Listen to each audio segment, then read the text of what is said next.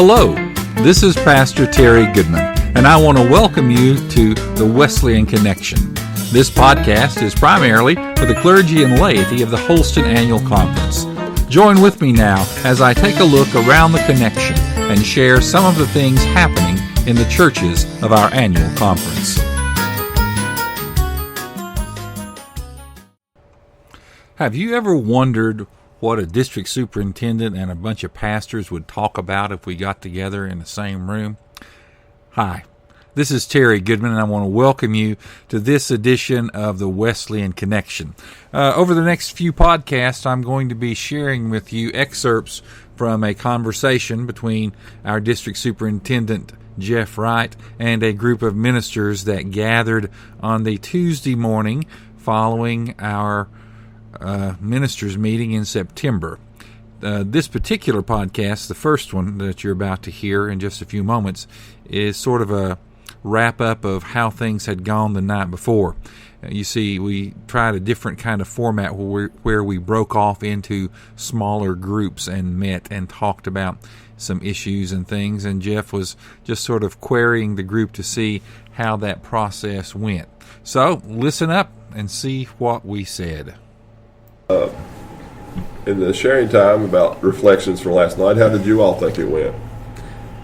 I was very happy with it. I thought it was great. Of course, we had done something along this scale on Saturday morning over in Corbin District, where 8 to 10 of us came together at Harlan, and it was a sharing group. It was a support group. We met for 2 hours, and it was reminiscent of that. And I thought, this is great.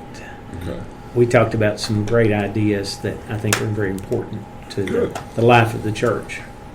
Good. The only issue that I can see with it is when there's just 2 or 3 people in the room.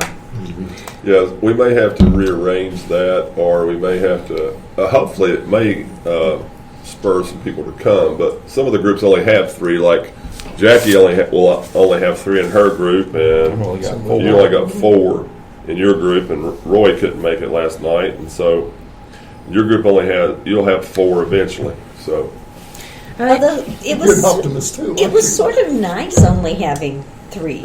I mean, I think we really talked more than we would have if there had been 10 around that table. Everyone could have input that way. Yeah. Well, and one of them was a new person on the district. And I could say, we did have 4 in ours last night. We were only missing 1. And, whenever, I believe we were probably one of the last ones leaving last night. We were being chased out, I thought. Yeah, you were. And, you did your own benediction because I come back and Bill was there.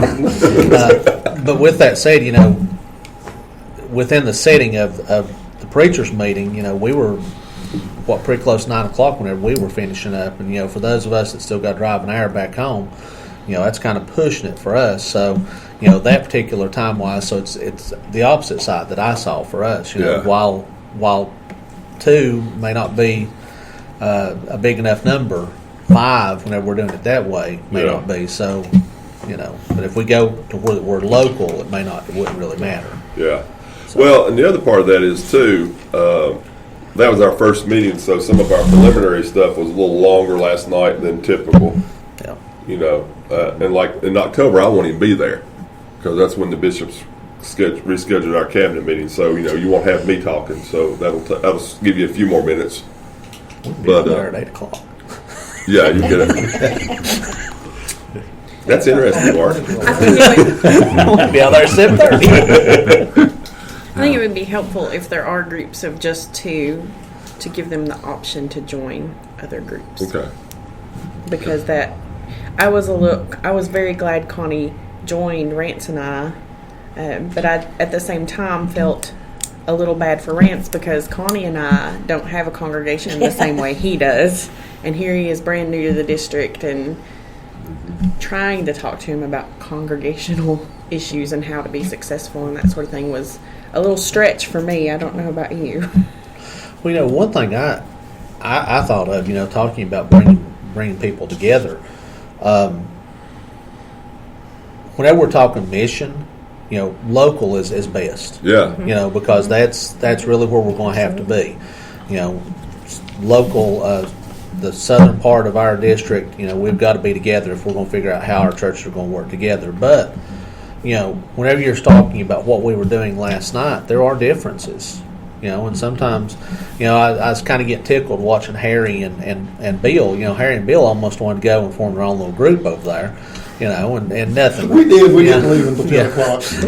Brad joined us. There's 3 of us parking lot meeting.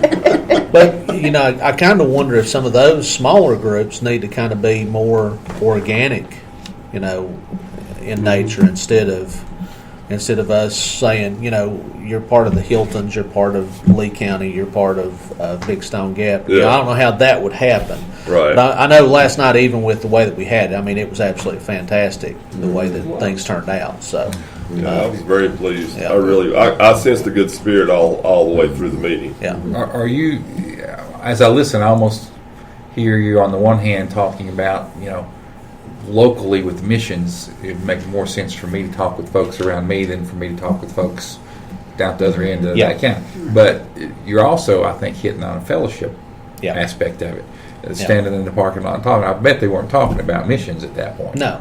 Some of it was. But Some of it was. But another. I'm sorry. I didn't Go ahead. No, go ahead. I was just going to say, even with fellowship, there is a point to be made whenever you don't necessarily form it organically. Because I've been in fellowship groups where I didn't have anything in common with the other person, but yet there was a growth there that happened because I didn't have anything in common with them. So, I don't know. I'm just kind of tossing that out. So, but that's sort of. I didn't mean to cut you off. So That's no problem. I find that, of course, now Bob Cloud and I have known each other for a number of years. He came to Alley's and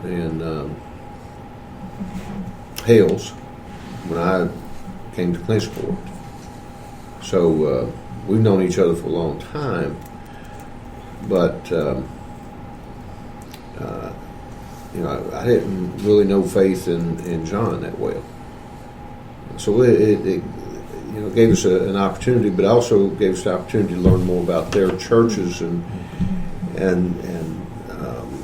so I think that I think just the fact that those pastors got to get to know each other better, and it gives a chance to share what congregations are like. And I think that's important because then we can begin to discern what we need and look, from the mission standpoint of the community. What do these churches do well, and they're small congregations, all of us, but it may. I think there's a positive note. When we came away, we didn't talk anything about missions. But we came away with a greater understanding of each other, I think, and needs of one another. Well, I think that's where it's got to start. You got to build that fellowship before you can really. Yeah. Mm-hmm.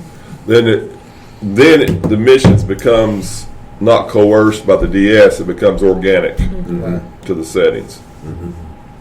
But getting back to the mission part, the way you do mission in Hilton's is not going to be that drastically different than the way I do missions in St. Paul.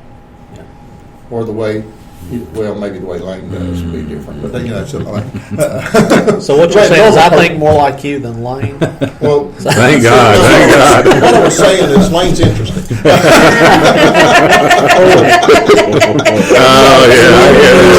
Shut on that one. You might want to. Yeah. Well, I mean, in this area, we work with the same mindset people. We're going to do basically the same types of things. But we can really get a lot of information from just the specifics of how you would do something a little bit different. Yeah. Whether we're in the same area or not. So I think it's good to be in contact with each other and in a discussion, even if we're not right in the same area. Yeah. This is Pastor Goodman. Thanks for listening to this edition of the Wesleyan Connection. Be sure to check back often for more podcasts.